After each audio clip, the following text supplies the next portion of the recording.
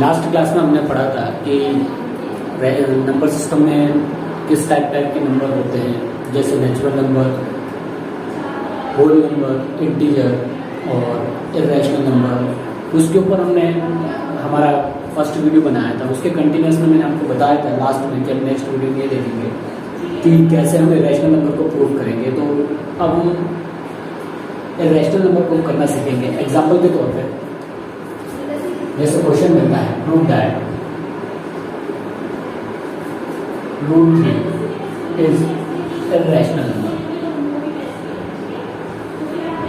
हमको √3 को irrational number prove करना है। तो कैसे हम इस क्वेश्चन को सॉल्व करेंगे, ये चीज़ हम इस वीडियो में जाके सीखेंगे। तो देखिए, सबसे पहले यहाँ पे जो हम मेथड यूज करने वाले हैं, √3 को इरेशनल नंबर प्रूव करना है, तो हम जो मेथड यहाँ पे यूज करेंगे उस मेथड का नाम है कॉन्ट्राडिक्शन मेथड। कौन सी मेथड? कॉन्ट्राडिक्शन मेथड, जिसको हिंदी में विरोधाभास कहा जाता है। कॉन्ट्राडिक्शन मतलब हम जो एज्यूम करेंगे और हम जो एज्यूम करेंगे वही हमारा एंड में कॉन्ट्राडिक्ट करेगा हमारे एजप्शन को।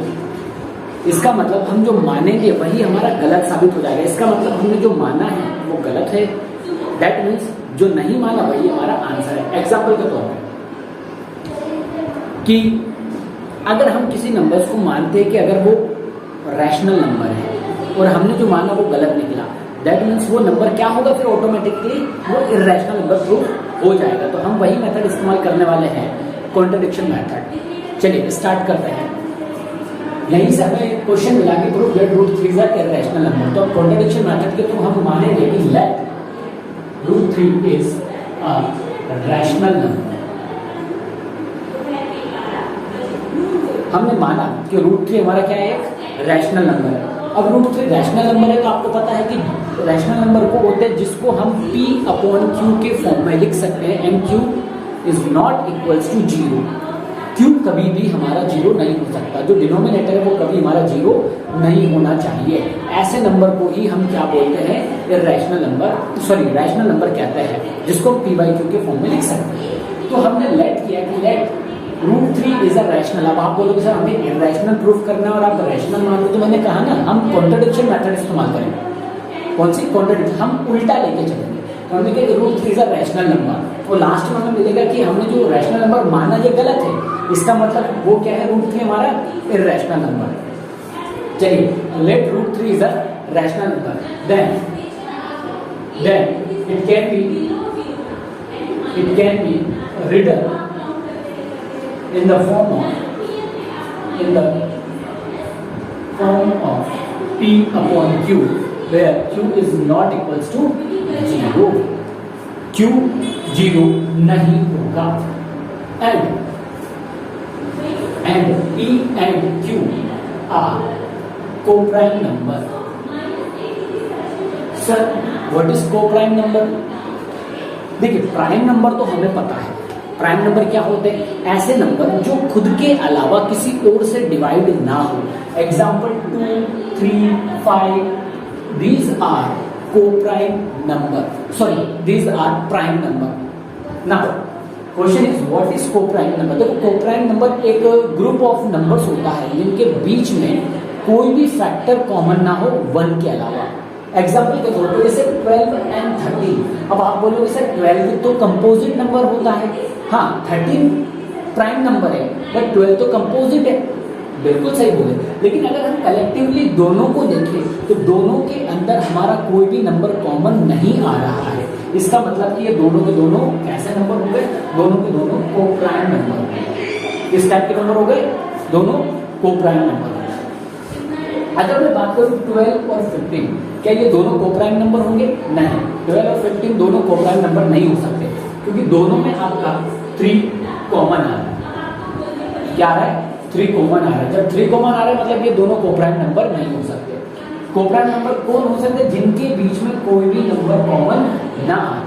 तो हमने लेट किया कि P and Q are coprime number. इसका मतलब P और Q इन दोनों नंबर में कोई भी नंबर हमारा कॉमन नहीं आ रहा।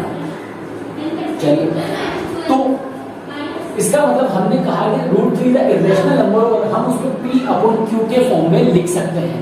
इसका मतलब √3 is equals to P/Q। Root 3 is equals to P by Q, क्योंकि रूट 3 को हम पी अपॉन क्यू के फॉर्म में लिख सकते हैं, उसको रैशनल नंबर माना। क्या करेंगे, क्यू डिनोमिनेटर में था इस तरफ लेके चले गए, ये हो जाएगा root 3 into Q equals to P. Then next step is squaring both side, squaring both side. ये स्टेप ऐसी है कि इसको हर क्वेश्चन में यही स्टेप्स आपको फॉलो करनी पड़ेगी, हर क्वेश्चन में यही स्टेप फॉलो करनी पड़ेगी। लेकिन मैं एक एग्जांपल और लूंगा इसके बाद, अभी हम इसको समझते हैं। तो स्क्वायरिंग बोथ साइड, दोनों तरफ स्क्वायर करेंगे तो रूट 3 क्यू इधर भी स्क्वायर और पी का इधर भी स्क्वायर हो जाएगा, तो रूट 3 का स्क्वायर हो जाएगा 3 क्यू स्क्वायर बराबर पी स्क्वायर, राइट। अब यहां से क्या क्लियर हो रहा है, यहां से देखिए कि 3 is factor of P square. Sir कैसे पता चला ये फैक्टर है, अरे भाई अगर हम लिखे 15 को, 15 इज 3 into 5 मल्टीप्लीकेशन है, इसका मतलब 15 3 से डिवाइड हो सकता है, इसका मतलब 3 is factor of 15। Same to same ये दोनों मल्टीप्लीकेशन में इसके बराबर आ रहा है, मतलब 3 is factor of P square, तो क्या लिखेंगे 3 is factor of P square. Then 3 is also factor of P. अगर कोई नंबर पी जैसे किसी स्क्वायर का फैक्टर निकलता है तो उसके स्क्वायर रूट का भी फैक्टर निकलेगा।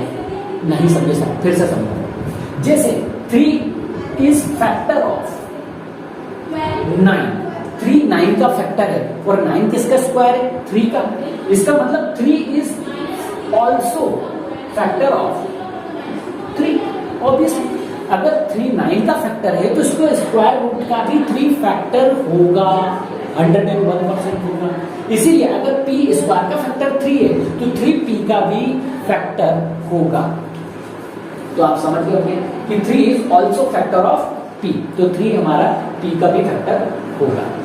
अब मान लो अगर 3 फैक्टर है तो p से अगर हम 3 का डिवाइड करेंगे तो कोई ना कोई तो आंसर आने चाहिए। तो हमें नहीं पता p क्या वैल्यू है, एक वेरिएबल है, तो जब हम p में डिवाइड करेंगे 3 का तो कोई आंसर सपोज कर लिया c। अगर सपोज करेंगे 3 से डिवाइड करेंगे, हमने p में डिवाइड किया 3 का, तो हमारा आंसर आया c। क्या आंसर आया c, क्योंकि फैक्टर है इसलिए पूरी तरह से डिवाइड हो जाएगा। फैक्टर है तो पूरी तरीके से डिवाइड हो जाएगा, कोई भी रिमाइंडर नहीं बचेगा, तो सीधा सीधा हमारा क्वेश्चन निकल के आएगा। क्वेश्चन क्या निकला c।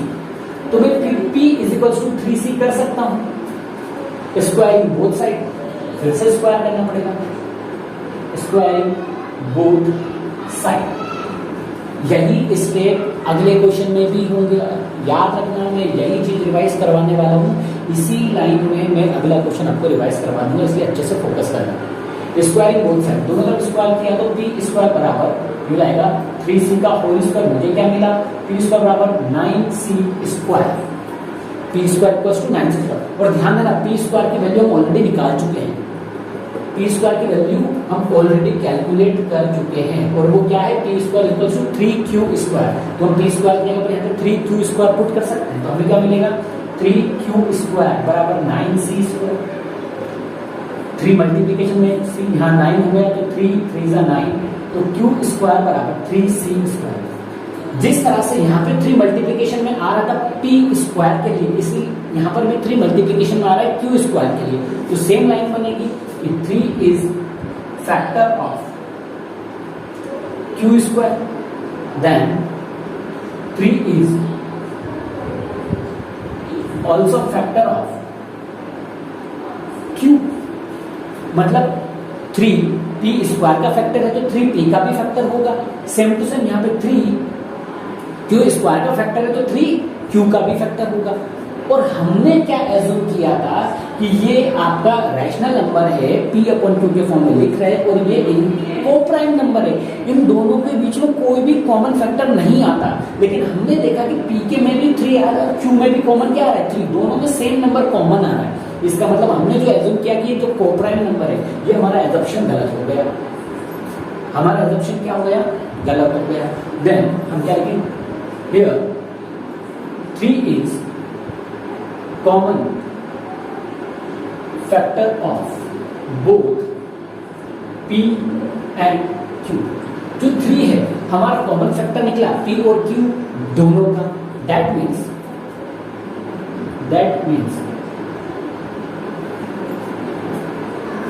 That means it contradict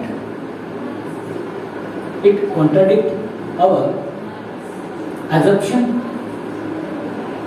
ये हमारे एजम्पशन को क्या कर रहा है? कॉन्ट्राडिक्ट कर रहा है, मतलब विरोध कर रहा है, हमने जो माना उसको गलत साबित कर रहा है। Then √3 is hence √3 is irrational। बात समझ में आ गई है क्या नहीं है? कि हमने जो एज्यूम किया था कि √3 हमारा रैशनल नंबर है, और रैशनल नंबर होगा तो p/q के फॉर्म में होगा, और p/q के फॉर्म में होगा तो p और q दोनों के दोनों कोप्राइम नंबर होंगे। क्या बोला? √3 अगर रैशनल होगा तो दोनों को p/q के फॉर्म में लिख सकते हैं, और p/q के फॉर्म में लिख सकते हैं तो दोनों p और q दोनों के दोनों कोप्राइम होंगे। ओके, और जब हमने इसको सॉल्व किया तो पता चला कि p और q दोनों कोप्राइम नंबर नहीं है, दोनों कोप्राइम नंबर नहीं है, क्योंकि दोनों में 3 कॉमन आ रहा है, और जब कोप्राइम नंबर नहीं है तो वो क्या? रैशनल नंबर नहीं है, और रैशनल नंबर नहीं है तो भैया वो क्या होंगे? इरैशनल होंगे। इस तरह से हमारा कॉन्ट्रडिक्शन मेथड काम करता है, और हमने √3 को प्रूव कर दिया कि ये हमारा एक इरैशनल नंबर है। ठीक है, अच्छे से देख लो, नोट्स बनाना है लिख लो, स्क्रीनशॉट ले लो, आपको बहुत अच्छे से क्लियर हो जाएगा। ठीक, अब अगर √3 की जगह से कुछ और नंबर दिया जाए तो उसको कैसे प्रूफ करेंगे? क्या उसमें कुछ मेजर चेंजेस आएंगे? बिल्कुल नहीं। देखिए, मैं आपके सामने √5 को प्रूफ करता हूं। क्वेश्चन वही रहेगा, प्रूफ दैट √5 इज इरैशनल। मैं दूसरे मार्कर से ये चीज लिखता हूं ताकि आपको वो चीज क्लियर हो जाए। 5 की जगह मैंने क्या लिख दिया?